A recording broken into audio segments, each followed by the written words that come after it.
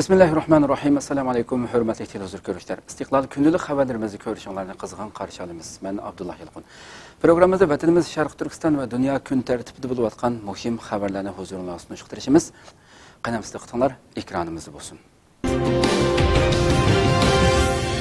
Eng yangi doklad Xitoyning zo'r ko'lamda masjid va diniy so'rinlarni vayron qilganligini oshkorladi. Avstraliya strategik siyosat tadqiqot o'rni e'lon qilgan eng yangi dokladda ko'rsatilishicha, sun'iy hamra suratlari Xitoyning Sharqiy Turkistonda zo'r ko'lamdagi masjid va diniy so'rinlarni vayron qilganligini isbotlab bergan. Xabarda Xitoy vayron qilgan Uyg'ur madaniyat yodgorliklari Imom Asim mazorligimi tilga ilingan bo'lib, Texi 10 yil ilgari Uyg'urlarning Sharqiy Turkistonning har qaysi viloyatlaridan, bo'libmi Xotanning har qaysi joylaridan kelib ziyorat qilganligi, chilishish va o'yinlarning va ko'ngil ichish faoliyatlarining o'tkazilib kelganligi, 2014-yilga kelganda mazkur o'rinning ziyorat qilguvchilar uchun butunlay cheklanganligi bildirilgan. Shundaqla oldingi yil Imom Asim maqbarasi yanidagi masjidning chiqib sun'iy hamra suratlari orqali ko'rsatib berilgan. Xabarda oshkorlanishicha, Xitoy tajovuzchilari yaqinqi yillardan buyon Sharqiy Turkistondagi nurg'un muhim madaniyat o'rinlarini musulmonlarning madaniyati va islom e'tiqodini saqlashda muhim rol olgan masjid va boshqa muqaddas joylarning ba'zilarini taqagan zo'r ko'p qismini chiqayotgan. Xitoy Sharqiy Turkiston xalqini assimilyatsiya qilish siyosatini amallashtirish uchun bir necha million kishini sababsiz lagerlarga qamagan. Avstraliya strategik siyosat tadqiqot o'rni e'lon qilgan dokladda Xitoyning Sharqiy Turkistonda yurgizayotgan madaniyat va irqiy yo'qotish jinoyatlarini dalil isbotli holda oshkorlab bergan.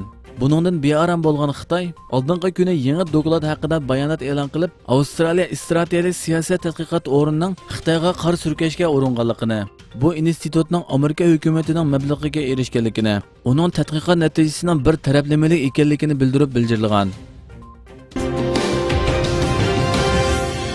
Angliya parlament a'zolari hukumatdan Xitoy bilan bo'lgan savdo aloqani to'xtatishni talab qildi.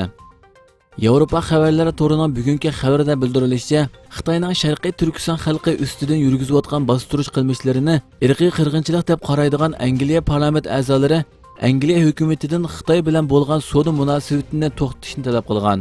Xabarda Angliya parlamentida Xitoyning Sharqiy Turkistondagi musulmonlarga yurgizayotgan kishilik huquq dafsanchiligini to'xtatishga safarbarlik qilgan Duncan Smith o'xshamagan partiya parlament a'zolari bilan birga irqiy qirg'inchilikqa chetishlik deb ayblangan davlatlar bilan bo'lgan savdo munosabatlarini oxirlashtirish uchun aloqador qonun loyihasi tayyorlayotganligini e'lon qilgan. Qayd qilinishicha, agar bu qonun loyihasi qonun bo'lib tasdiqlanib, Oliy sud Xitoyning irqiy qirg'inchilik jinoyati sodir qilganligini bekitgan taqdirda, Angliya bilan Xitoyning savdo munosabati oxirlashishi mumkin ekan. Duncan Smith apanda ilgari bir necha qitim Xitoyning Uyg'ur xalqini sistematik yo'qotishga urinayotganligiga ishonganligini aytgan. Angliya parlament a'zolari Xitoyning Uyg'urlarga qarata sistematik irqiy tozalash siyosatini yurgizayotganligini ta'kidlagan. Ma'lum bo'lishicha, 9-oyning 5-ida Angliyaning 130 parlament a'zosi Xitoyning Sharqiy Turkistondagi bostirish siyosatini ayblaydigan maktubga imzo qo'ygan. Maktubda Xitoyning Uyg'ur xalqiga qaratgan bostirishlarini sistematik irqiy qirg'inchilik deb atagan. Ishchilar partiyasining parlament a'zosi Shibon Miktona Xitoyning Uyg'urlarga qarshi yurgizayotgan bostirish qilmishini irqiy qirg'inchilik deb atagan.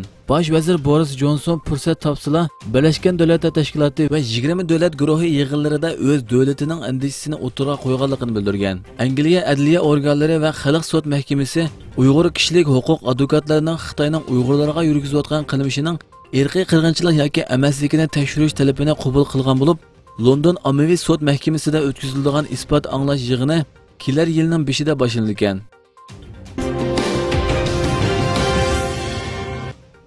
Sun'iy hamra suratlari lagerlarining uzluksiz kengaytirilganligini oshkorladi.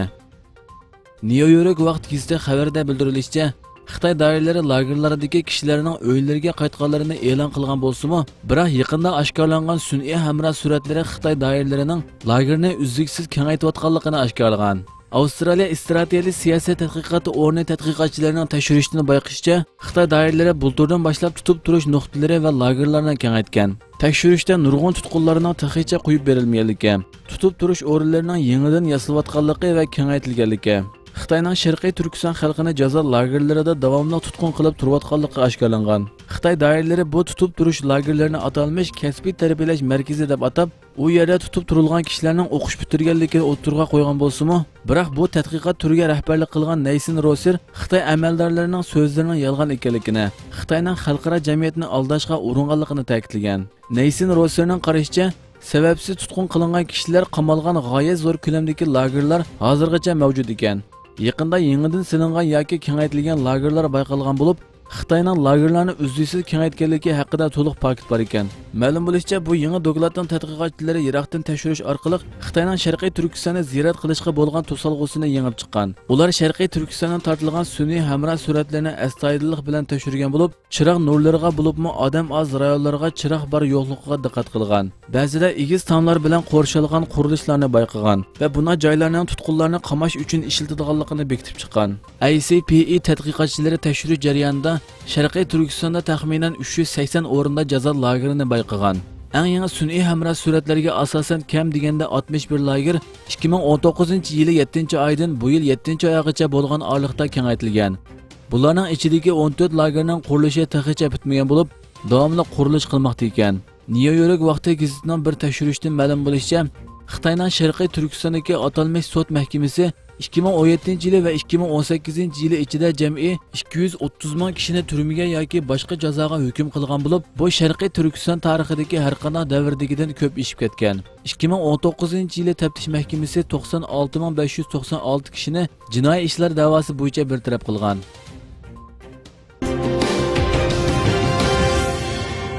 Surgun qilingan Uyg'urlar og'ir ahvolda turmoqda. İjtimoiy uchur vositalarida tarqalgan sillarda surgun qilingan Uyg'urlarning majburiy emgakka silinayotganligi, qanday sharoitda yashayotganligi oshkorlandi. Xitoy tajovuzchilari yaqinqi yillardan beri Sharqiy Turkiston xalqining oilasini parchalash, Sharqiy Turkistondagi Uyg'ur nüfusini azaytish maqsadida atalmış işinchi emgak kuchini yo'tkab ishga o'rinlashtirish nomida yosh qiz o'g'illarini va erlari turma yoki jazo lageriga qamalgan ayollarni, hatto yashinib qolganlarini Xitoy o'lkalariga surgun qilishga boshlagan edi. Bugun ijtimoiy uchur vositalarida tarqalgan sillarda surgun qilingan Uyg'urlarning uzun yo'lliq poyezdi ilib mingilganligi ko'rsatilgan bo'lib, ularning yurish, turish va kayfiyatidan majburiy ilib mingilganligi chiqib turdi ekan. Yana bir sinda surgun qilingan Uyg'urlarning Xitoy o'lkalaridagi ma'lum kiyim tikish zavodlariga o'rinlashtirilganligi, bu zavodlarda majburiy emgakka silinayotganligi, ularning mal saqlash ombiriga o'xshash bir cho'ng zalda qo'sh qavatli karvatlarda yetib qopadiganligi ko'rsatilgan. Bundan burun Xitoy to'r bekatlarida Uyg'ur emgakchilarini to'p o'tkazib beradiganligi, harbiy tuzumda boshqaradiganligi, saqchi o'rinlashtirib beradiganligi, tamoq cheklimasi yo'qligi qatorli qul sodisi tusini olgan e'lonlar ijtimoiy taratqularda tarqalib, Xitoyning majburiy emgakka silish jinoyatini aniqlab isbotlab bermoqda. Xitoylarni Sharqiy Turkistonga yerlashtirish siyosati davomlashmoqda. İjtimoiy uchur vositalarida tarqalgan sillardan ma'lum bo'lishicha, Sharqiy Turkistonga kelib yerlashgan Xitoylarning o'zlariga berilgan haqsiz uy, haqsiz yer, yuqori maoshlarni to'xtamay tashviqot qilishi Xitoy o'lkalarida yashayotgan Xitoylarning Sharqiy Turkistonga kelib yerlashishini tezlatmoqda. Xitoy doiralari yaqinqi yillardan beri Sharqiy Turkiston xalqining bir qismini har xil yolg'on jinoyatlari bilan qaralab, lagerga va turmaga suludi. Yana bir qismini bo'lsa qari yosh deb ayirmasdan namoratlikdan qutuldirish nomida Xitoy o'lkalariga majburiy surgun qilib, qul o'rnida ishlatdi. Shuning bilan bir vaqtda ularning o'rniga Xitoylarni yo'tkab akilib, yerlashtirish orqali Sharqiy Turkistonni butunlay Xitoy zimini qilish planini ijro qilmoqda. Bugun ijtimoiy uchur vositalarida tarqalgan sillarda yangidan ko'chib kelgan bir qism Xitoylarning Sharqiy Turkistondagi yangi uyga yuk taqisini to'shiyotganligi, yana ba'zi Xitoylarning o'zlariga ayrim berilgan uy va itizlarni ko'z-ko'z qilayotgan ko'rinishlar ko'rsatilgan. Yana bir sinda Sharqiy Turkistonga ko'chib kelib yerlashadigan Xitoylarga berilgan uylar sirtdan va ichidan ko'rsatilgan bo'lib, uylarning dacha shaklda silingan ikki qavatli qo'ri uylar ekanligi, butun uy jabduqlarining to'liq ekanligi ko'z-ko'z qilinib, Xitoy o'lkalaridan texmo ko'p Xitoylarning ko'chib kelishi chaqiriq qilingan. Xitoy doiralari yillardan beri Sharqiy Turkistonni xitoylashtirish siyosatini yurgizib kelgan bo'lsa-mu, unumli bir natijaga erishalmagan edi.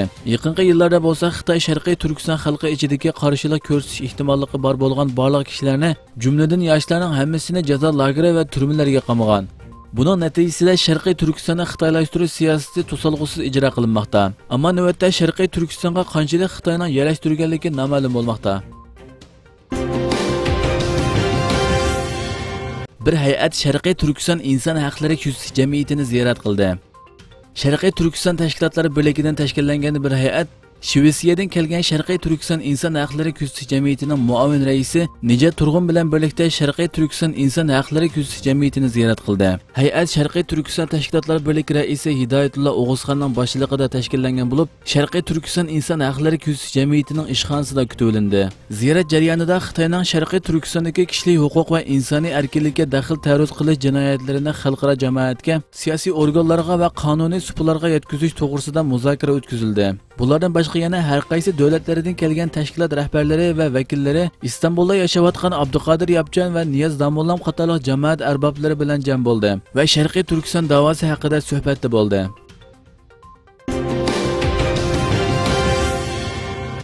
Oq partiya Uyg'urlar masalasi haqida ifoda bildirdi va Xitoy darhol norozilik bildirdi. 29-sentabr Oq partiya Markaziy boshqarish komiteti yig'inining oxirida Oq partiya bayonotchisi Ömer Çelik apandi Uyg'urlar haqida to'xtaldi. Xitoyning Xinjiang Uyg'ur avtonom rayonidagi Uyg'ur va boshqa musulmon oz soliqlarga qaratgan siyosati va harakatlari xalqaro jamiyatning kun tartibida, shundaqla har vaqt bizning kun tartibimizda. Bu masalaga kishilik huquq va e'tiqod erkinligi jihatdan diqqat qilayotganimizni bilishinglarni umid qilamiz. 2017-yili Xitoy yo'l qo'ygan oshqullikqa qarshi turish nizomi Uyg'ur turklari va musulmon oz soliqlarga qarshi intayin salbiy ijro qilingan. Xohlagancha so'roq qilish, tutqun qilish, diniy erkinlikni cheklash, Xitoy majburiy ma'arifi, 1 milliondan ortiq Uyg'ur turkini lagerga qamash, Uyg'urlarni Xitoylar bilan bir uyda yashashga majburlash qatorliq kun tartibidagi masalalar ko'pchilik tarafidan yaqindan ko'zilyotidi. Chet ellarda yashaydigan Uyg'urlarning Xitoyga majburiy qaytarilishi, lagerlar va har xil zavodlardagi majburiy emgak kesilish, tug'ut tizginlash va majburiy tug'ut cheklash, diniy erkinlikka to'sqinlik qilish qatorliqlar biz yaqindan diqqat qilib kelayotgan masalalardir. U so'zida yana munolarni ta'kidladi. Turkiya bo'lish sifatimiz bilan Uyg'urlar bilan nihoyat kuchli diniy, milliy va madaniyat jihatdan bog'lanishimiz bor. Albatta biz Uyg'urlarning ahvoliga yaqindan ko'ngil bilyapmiz. Turkiya Uyg'ur turklarining va Xinjiangdagi oz sonli musulmonlarining kishilik huquqiga, diniy erkinligiga hurmat qilinishini va u yerdagi lagerlarning taqilishini izchil Xitoy doiralariga bildiryotidi va bu jihatdan chaqiriq qilyotidi. Bizning bu masaladagi birdan-bir arzuyimiz Uyg'ur xalqining omon eson xotirjam yashashidir. Ömer Çelik so'zida yana biz Uyg'ur masalasining ehtiyotchanlik va hamkorlik bilan hal qilinishini umid qilamiz va bu chaqiriqlarni Xitoy tarafga yetkazamiz deganlarni bildirgan. U so'zida yana Turkiyaning Xitoyning egalik huquqi va zamin butunligiga, terrorlikqa qarshi turishga hurmat qilganligini, ammo Uyg'urlar navbatda boshdan kechirayotgan muomalalarni buningga bog'lab tushunishga bo'lmaydiganligini, Uyg'urlarning insoniy huquqlarining kafolatga ega qilinish haqidagi tirishchiliklarni davomlashtirganligini eskartib o'tgan. Çin Halk Cumhuriyeti'nin Sincan Uygur Özerk Bölgesi'ndeki Uygur Türkleri ve Müslüman azınlığa dönük politika ve uygulamaları uluslararası toplumun yoğun bir şekilde gündeminde. Kuşkusuz bizim her zaman gündemimizde. Bu noktada özellikle insan hakları ve inanç özgürlüğü açısından bu konuyu çok yakından takip ettiğimizin bilinmesini isterim. Çin'in 2017 yılında yürürlüğe koyduğu aşırılıkla mücadele yönetmeliği Uygur Türkleri ve Müslüman azınlıklara dönük son derece olumsuz uygulamalara sahip. Keyfi uygun sorgulamalar, tutuklamalar, dini özgürlüklerin kısıtlanması, zorunlu Çince öğretimi, 1 milyondan fazla Uygur Türk'ünün eğitim kamplarında alıkonulması, Uygur ailelerin Han kökenli Çinlilerle aynı çatı altında yaşanmaya zorlanmaları gibi gündem konuları herkes tarafından yakın bir şekilde takip ediliyor. Uygurların eğitim kampları ve çeşitli fabrikalarda zorla çalıştırılmaları, doğum kontrolü ve kısırlaştırma gibi bir takım uygulamalar, dini özgürlüklerin kısıtlanması gibi ihlaller, bütün bu konular yakından takip ettiğimiz konular. Bu konuda son derece kaygı duymamızı gerektiren bir takım tespitlere sahip. Türkiye olarak Uygur Türkleriyle dini, etnik ve kültürel çok güçlü bağlara sahibiz. Uygur Türklerinin durumuyla tabii ki yakından ilgileniyoruz. Türkiye, Uygur Türklerinin ve Sincan bölgesindeki diğer Müslüman azınlıkların insan haklarına saygı gösterilmesini, inanç hürriyetlerine saygı gösterilmesini, buradaki kampların kapatılmasını sürekli olarak Çin makamlarına bildiriyor. Bu konuda çağrı yapıyor. Ömer Çelik efendining bayonotidan keyin Xitoyning Turkiyada turishliq bosh elchixonasi bugun darhol norozilik bildirdi. Xitoy elchixonasi e'lon qilgan norozilik bayonotida eg'izga kelguncha joylagan hamda xalqaro jamiyatdagi kishilik huquq sohasida tadqiqot va izlanish qilayotgan tashkilotlarning Sharqiy Turkiston haqida e'lon qilgan paketlik dokumentlari Xitoyning ziyonkashlikka uchirgan Sharqiy Turkiston xalqi bergan guvohliklari oldida yana Adolat va taraqqiyot partiyasi bayonotchisining so'zi Xinjiangning realligi bilan butunlay birdek emas. Biz hech qanday asossiz ayblashni qabul qilmaymiz deb bildirildi. Xitoy bosh elchixonasi norozilik so'zida yana necha yildan beri takrorlab kelayotgan so'zlarini qaytalab, Xinjiangga munosabatlik masalalar kishilik huquq, millat yoki din masalasi emas, balki zo'ravonlik va terrorlikqa qarshi turish va bo'lgunchilikka qarshi turish masalasi. Xitoy Xinjiangda terrorlikqa qarshi turish va radikallikni tugutish tadbirlarini qo'llanayotdi deb bildirilgan. Azerbaycan armiyasi Armeniyaning 2000 dan ortiq askarini bartaraf qilganligini e'lon qildi. Turkiya Ovoz Radiosuning bugungi xabarda bildirilishicha, Azerbaycan Davlat Mudofaa Ministrligi oldingi saptiki to'qinishlar to'g'risida bayonot e'lon qilib, bayonotda kechidagi qattiq to'qinishlarning davomlashganligi qayd qilingan bo'lib, 27-sentabrdan 30-sentabrgacha bo'lgan oliqda 2300 Armeniya askarining o'lganligi, taxminan 130 tanka va harbiy avtomobil, 200 dan ortiq zambirak va boshqariladigan bomba sistemasi, taxminan 25 havodan qo'g'dinish sistemasi, 6 qo'mondonlik markazi va qo'mondonlik kuzatish markazi, 5 qurol iskaloti, taxminan 50 tanka atar va 55 avtomobilning pachaqlab tashlanganligi bildirilgan. 29-sentabrdagi to'qinishlarda ishg'ol ostidagi Xo'javan viloyati Shushankat rayonida Armeniyaning bir dona S-300 sistemining pachaqlanganligi eskartilgan. Bayonotda 30-sentabr atigan yo'qitib qo'ygan nuqtalarini qaytarilish uchun Madagiz yo'linishida to'plangan Armeniya qismining hujumining oldi ilinganligi qayd qilingan. Ma'lum bo'lishicha, Azerbaycan armiyasining ishg'ol ostidagi zaminlarni qutqizish uchun boshlagan qaytarma hujumda Ag'dara Tartar yo'linishida Armeniya qismlarining qo'rshoviga duch kelgan. Hindiston Xitoyning Tibet aerodromidagi boshqariladigan bomba bazasiga qarshi chorlig'uchi boshqariladigan snaryad o'rnashtirdi.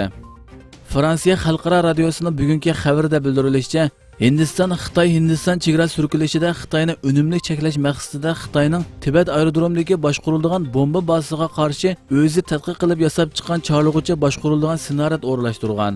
Xabarda qayd qilinishicha, havo sovishga boshlagan mezgilda Xitoy Hindiston chegarasidagi vaziyat yanada jiddiy bo'lib, ikkili taraf qish faslida yuz berib qilish ehtimolligi bo'lgan urushga tayyorligini kuchaytgan. Chegaraga nurg'unlagan asosli tanklar, piyoda askarlar va urush mashinalarini o'rnashtirgan. Hindiston tunji qitim Ladakh rayoniga Hindistonda ishlangan chorlig'uchi boshqarilgan snaryad o'rnashtirgan bo'lib, Xitoyning Tibet aerodromidagi boshqarilgan snaryad bazasiga hujum qila oladi ekan. Tayvan taratqullarining xabar qilishicha, Qo'riqmas nomli chorlig'uchi boshqarilgan bombasining 7 yildan beri tadqiq qilish va sinoqdan o'tkazish bosqichlaridan o'tib, tunji qitim oldingi safga topshirilgan. Hindiston bu yangi tadbirlar orqali Xitoyni chekinishga qismoqchi bo'lganligi bildirilgan. Hindiston kundalik xabarida bildirilishicha, Hindiston o'zi yasab chiqqan Qo'riqmas nomli ovozdan tez chorlig'uchi boshqarilgan snaryadning musofasi 1000 kilometrga yetadigan bo'lib, nishonga sezdirmay hujum qila oladi ekan. Shundaqla dushmanga yaqinlashganda nishon bekitalaydi ekan. Hindiston taratqullarining xabar qilishicha, Hindiston quruqliq armiyasi yangi chorlig'uchi boshqarilgan snaryad o'rnashtirgandan boshqa, sovuq qishda jang qila oladigan tanka va piyoda askarlar urush mashinasi bilan ta'minlangan. Hurmatli televizor ko'ruvchilar, shuna qilib bugungi xabarlarimiz mushayada oxirlashdi. Inshaalloh atiki programmamizni ko'rishgacha sizlarni janobi Allohga topshiramiz. Shuna qilib program oxirida ekran orqasidagi barliq xizmatdoshlarimga ko'pdan ko'p rahmat aytaman. Assalomu alaykum va rahmatulloh.